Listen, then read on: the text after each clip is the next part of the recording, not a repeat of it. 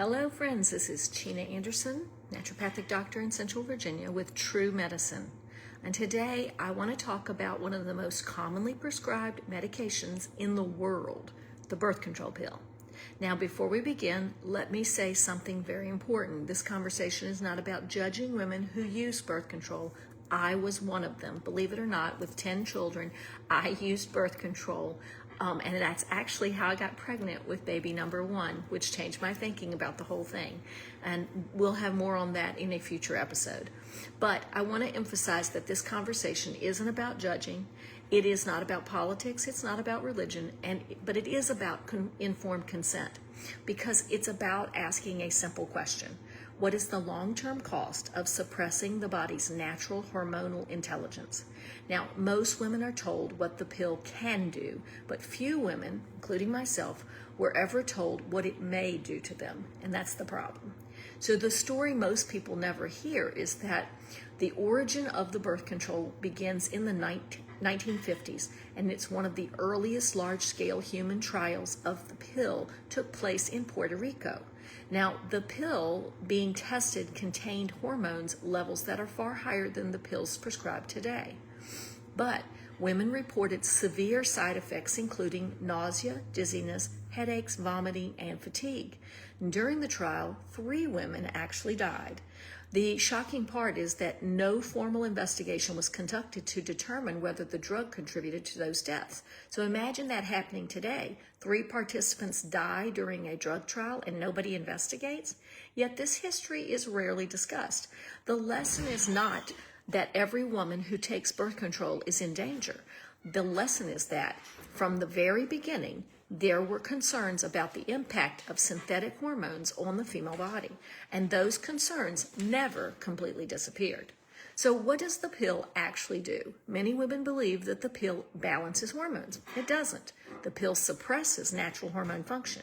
It overrides the body's communication system. So think about that. Your body was designed with a complex conversation occurring every day between the brain, the pituitary gland, the ovaries, the adrenals, the thyroid, the liver, and the reproductive organs. The pill interrupts that conversation. And it says, don't ovulate. Don't produce hormones in your natural rhythm. Follow the synthetic schedule instead. It actually tells your body that you're already pregnant. Symptoms might improve, but symptoms improvement and health restoration are not the same thing.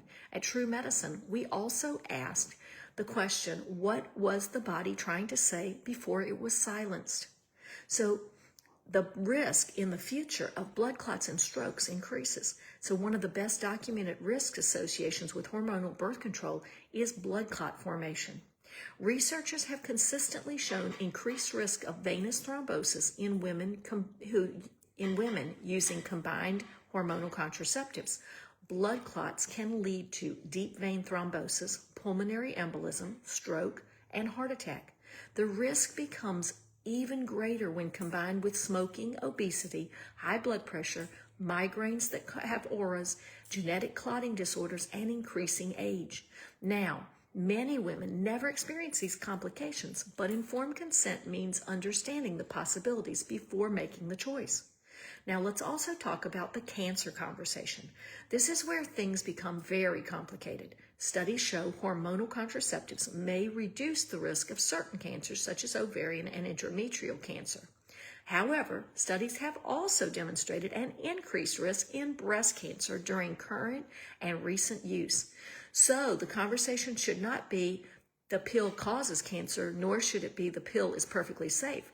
The honest conversation is hormonal manipulation has biological consequences, and every woman deserves to know both sides of the equation. Now, let's also look at the nutrient depletion effects. So this may be one of the least discussed issues. Research has found that long-term oral contraceptive use can contribute to depletion of nutrients such as folate. This is the nutrient that causes spina bifida and cleft palate. Also, vitamin B6, B12. Now, all of these are involved in both stress management, also iron uptake, magnesium, which contributes to menstrual cramps, zinc, which contributes to postpartum depression, selenium and vitamin C, both reducing your immune system's effectiveness. Now ask yourself, what happens when you slowly drain the body of nutrients required for hormone production, brain chemistry, detoxification, thyroid function, fertility, and energy production? Eventually, the body starts showing symptoms, and often these symptoms are treated with yet another medication, starting a polypharmacy cascade. So what about mood and mental health? Many women report changes in their moods after starting hormonal birth controls. Not every woman, but enough women that research has taken notice. Some large studies have found associations between hormonal contraceptives use and increased rates of depression diagnosis and antidepressant prescriptions. Why might this happen? Because hormones don't just influence reproduction. They influence brain chemistry, neurotransmitters, stress response, sleep, and emotional regulation. When hormones change, the body and the brain changes. So True Medicine, the question now is very important. At True Medicine, we're not interested in asking what drug matches the symptom. We want to ask what created the symptom in the first place. When I was young, I had irregular heavy periods, like literally lasting 2 to 3 weeks of a month. So I was put on birth control at, I think, 15 to stop this bleeding. Now, what was really going on was that I had bleeding fibroids, just like my mother. And these, for me, it settled the symptoms down. So I didn't bleed but 1 week a month. However, in my mom's case, she bled for years before getting relief, not with a hysterectomy, which is what the doctor recommended, but rather with herbal supplements that completely transformed her everyday health, in addition to taking care of the bleeding fibroids.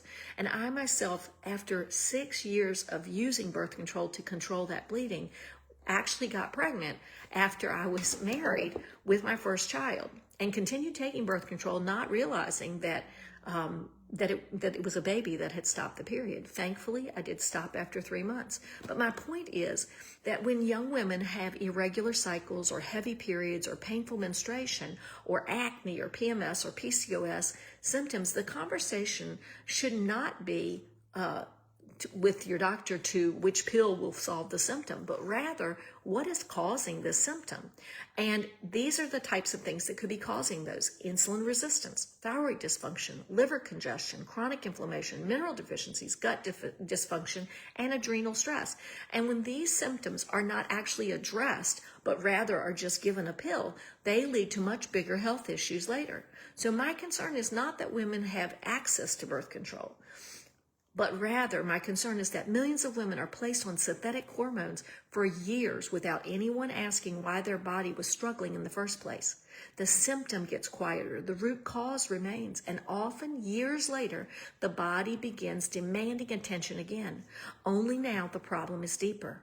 And I experienced this. After my third child, I actually passed these full size, like chicken's egg, fibroid tumors, 2 of them actually, and thankfully never had any issues with cycles again. Ladies, your hormones are not your enemy. Your menstrual cycle is not a disease. In Chinese medicine, it's actually considered a gift from heaven. Now, just take a moment to let that settle. Your symptoms are not random acts of biological rebellion. They're messages. The body speaks through symptoms. True medicine teaches us to listen, not simply suppress, not simply override, but investigate, understand, restore, and heal.